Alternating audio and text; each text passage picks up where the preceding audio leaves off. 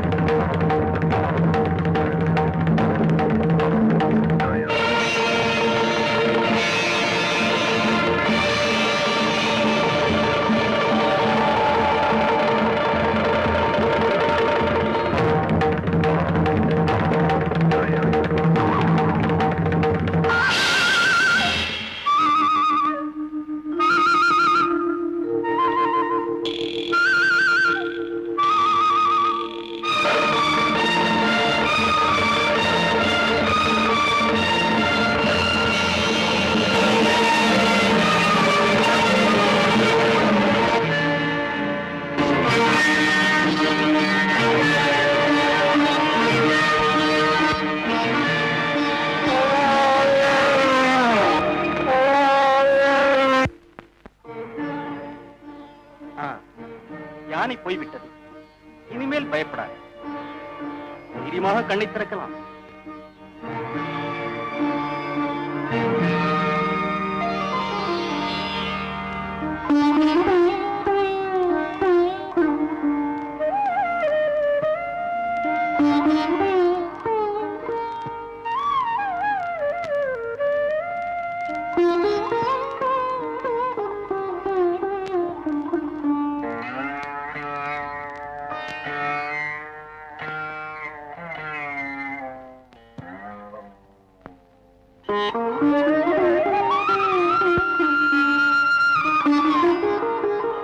கொஞ்சம் நில். அந்த நிலவே இங்கு வந்தது போல இந்த கானகத்தை சொர்க்கமாக மாற்ற வந்த நீ யாரோ? இருந்து வந்தாய்? எதை பார்க்க வந்தாய்?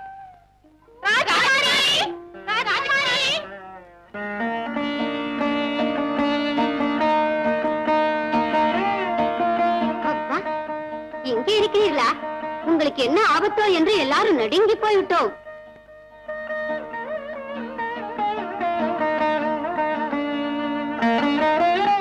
ஓஹோ, இவரால் வந்ததா?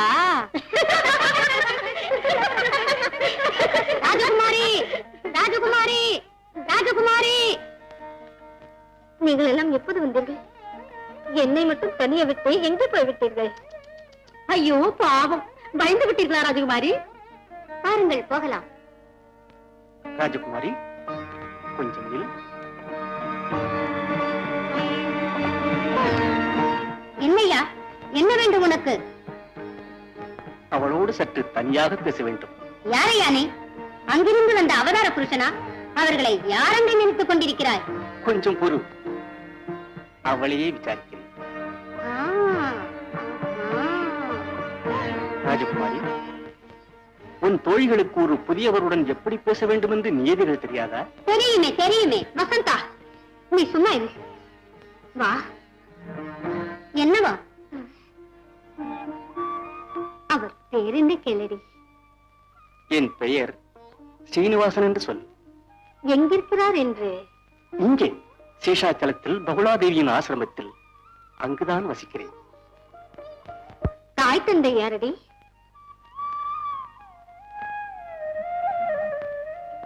ஓஹோ, இவர் அப்பா அம்மா இல்லாமலே பிறந்தவரடி.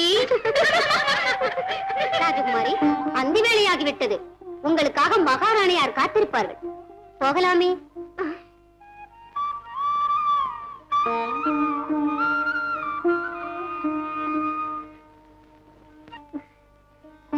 நீயே சொல்லிவிடு. ஆகட்டும் தேவி. இவர் பத்மாவதி, ஆகாசராஜனின் குமாரி.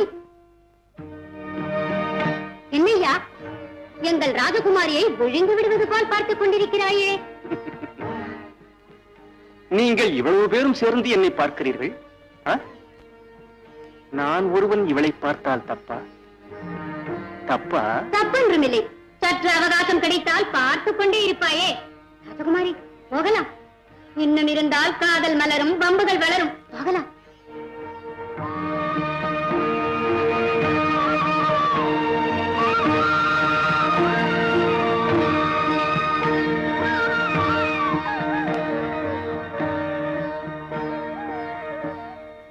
ஸ்ரீனிவாசனை விரும்புகிறாளா? யார் அந்த ஸ்ரீனிவாசன்? எங்கே இருக்கிறான்? யாரோ பகுலாதேவியாம். அவர் ஆசிரமத்தில் இப்பவராம். ஆசிரமவாசியா? அரசன் மகளான நீ முனிவர் ஆசிரமத்து பரதேசியை மாலையிடப் போகிறேன் என்கிறாயே. பரதேசியுடன் பாராளும் மன்னன் மகள் வாழ முடியுமா? அம்மா, கோமகளாக அரண்மனை பூமகளாக வளர்த்த உன்னை மூங்கில் வேய்ந்த குடிசையில் தரையின் மேல் படுக்க அனுமதிக்கும் அளவுக்கு விட்டுக் கொடுக்குமா என் தாய் உள்ளம்? ஏனம்மா இப்படி பேசுகிறாய்? சுடுகாட்டில் வசித்து புலித்தோலை அணிந்து மண்டையோட்டை கையிலேந்து திரிகின்ற பரமேஸ்வரனை பார்வதி மணந்து கொள்ளவில்லையா? அந்த திருமணத்தால் அவர்கள் ஆனந்தத்திற்கோ மரியாதைக்கோ ஏற்பட்ட குறை என்ன? சரியாக சொன்னாய் பத்மா. அப்பா, திருமணத்துக்கு இருமணம் ஒன்று விடுவதுதான் முக்கியமே தவிர சீரும் சிறப்பும் அல்ல. ஓஹோ, இந்த காதல் கல்யாணத்துக்கு நீங்களும் உடந்தையா? பத்மாவதி, அந்த ஸ்ரீனிவாசனை காதலிப்பதே தவறு என்று நீ சொன்னால் நானும் நீயும் மணந்து கொண்டது அதை விட பெரிய தவறாகும். நமக்கு ஜாதகாத்து செய்தார்கள். மனப்பொருத்தம் பார்த்து இவர்களுக்கு செய்வோம். புனிதமான காதலை ஏற்றத்தாழ்வுகளை சொல்லி தடுக்காமல் திருமணத்தை முடித்து வைப்போம். அந்த திருமணத்துக்கு ஆசிரமவாசியான ஸ்ரீனிவாசன் மணமகன் அல்ல.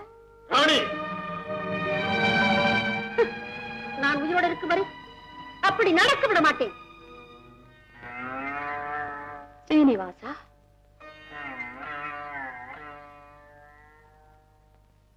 என்னப்பா? சாப்பிடு.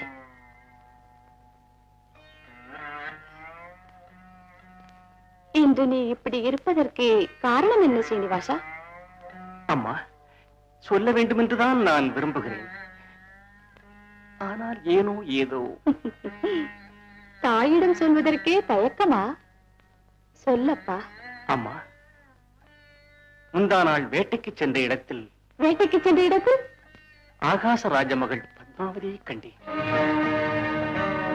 அவளை கண்டதிலிருந்து நான் இந்த நினைவையே இழந்து விட்டேன்.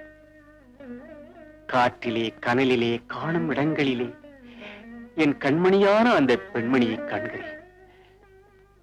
அவள் இல்லாத என் வாழ்வு எதற்கு? அவள் இல்லாத இந்த உலகம் எதற்கு? அவளை ஏன் கண்டேன்? ஸ்ரீனிவாசா, போய் எட்டாத பழத்துக்கு நீ ஆசைப்படுவதா? ஆளும் அரசர் அவர் எங்கே? ஆசிரமவாசிகளாய நாம் எங்கே நம்முடன் சம்பந்தத்திற்கு ஒப்புக்கொள்வாரா? வேண்டாம், உனக்கு அவளை மறந்துவிடு.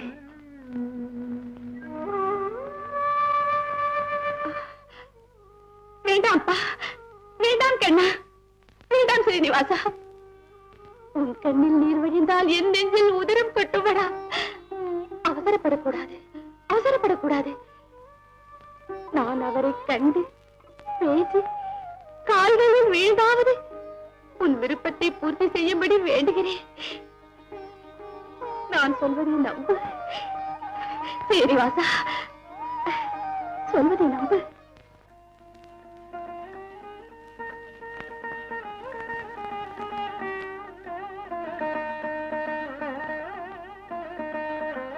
நாராயண் நாராயண்.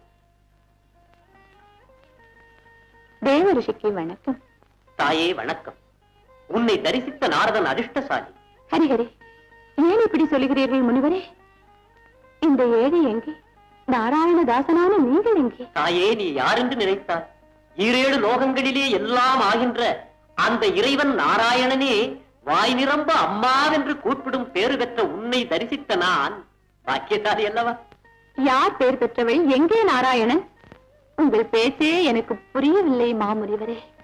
சொல்கிறேன் தாயே. கடந்த துவாபர யுகத்தில் யசோதை என்னை கிருஷ்ணனை கண்டு, கண்ணா உன் பாலலீலைகளை எல்லாம் பார்த்து ஆனந்தித்தேன், ஆனால் உனக்கு ஒரு பெண்ணை பார்த்து திருமணம் முடிக்கும் பாக்கியம் பெறவில்லையே என்று நொந்து கொண்டார். அதற்கு கிருஷ்ண பரமாத்மா, கவலைப்படாதே தாயே, கலியுகத்தில் உனக்கு அந்த பாக்கியமும் கிடைக்கப் போகிறது என்றார். கொடுத்த வாக்குக்காக கண்ணனே ஸ்ரீனிவாசனாக அவதரிக்கும்படி ஆயிற்று. வேண்டிக் கொண்ட விருப்பத்துக்காக யசோதை பகலாதேவியாக பிறந்து இப்படியெல்லாம் ரசிக்க வேண்டியதாயிற்று. என்ன ஆச்சரியம்! நான் தான் அதிர்ஷ்டம் செய்தவள். ஸ்ரீனிவாசன் கண்ணனா? என் கண்ணா ஸ்ரீ கிருஷ்ணா. நாராயண் நாராயண்.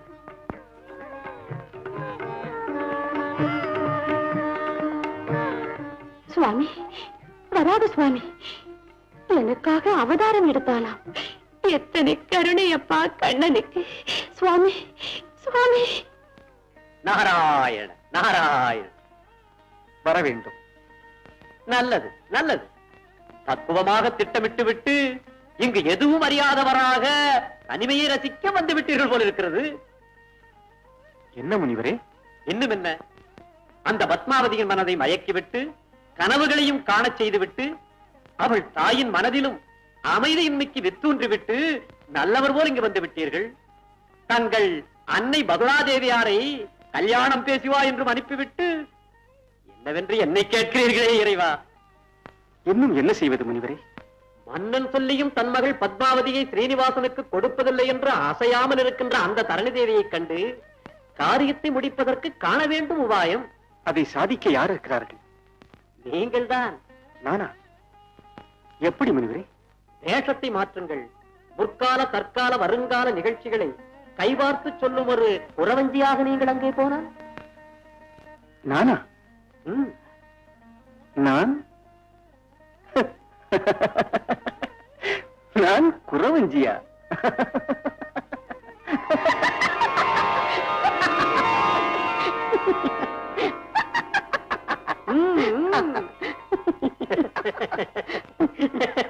நாராயண நாராயண. இன்னும் பல வீடியோக்களை காண சன் லைஃப் சேனலை சப்ஸ்கிரைப் பண்ணுங்க.